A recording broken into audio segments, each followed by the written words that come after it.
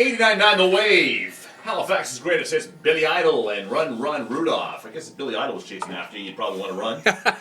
Absolutely, warp drive. Man, oh man. 6:20. It's flurries this morning, 2 to 4 centimeters worth. A tad on the windy side, a high of -7. It's -12 here in downtown Halifax. Bill here, Rick here. And it's Friday, going into what's going to be a pretty busy weekend, and maybe you're putting some lights up. Yeah, it could be. It's like every single weekend, it seems like more and more houses are being decorated as we get closer to crunch time. I'll just make sure that I don't do what you did when you were putting up lights. Yeah, you'd be a little more safe than I am, of Okay. course. Now, I was sitting here on the computer just looking at stories and stuff like that, and this story out of Louisiana crossed the desk, so to speak, and we have to share this one. Oh, yes. This is, I mean, you may have remembered this from last year. Last year, her name is Sarah Childs, and she's from Denham Springs, Louisiana. Who remembers the news story last year? She was in a squabble with her neighbor. Right. And when she put up her lights display, she put a great big middle finger on the roof of her house directed towards her neighbor. Flipping the bird to the neighbor. It's like, oh my gosh. And of Wow. course, people went nuts. And why would you? I mean, that's not something you really want to see at Christmas time. I mean, I Yeah. know it's her house. She has her rights. But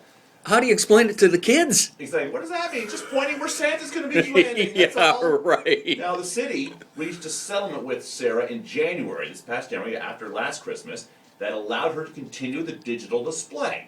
Digital Okay? display, literally. So now she's upped the ante, and we have a picture of her house, and we're going to put it on her Facebook page. Now she has not one, but 2 middle fingers on her roof. No. And written in letters, "Where's my dog?" Ah, Apparently, she feels her neighbor stole her dog. okay. It's like, okay, and now it's up there.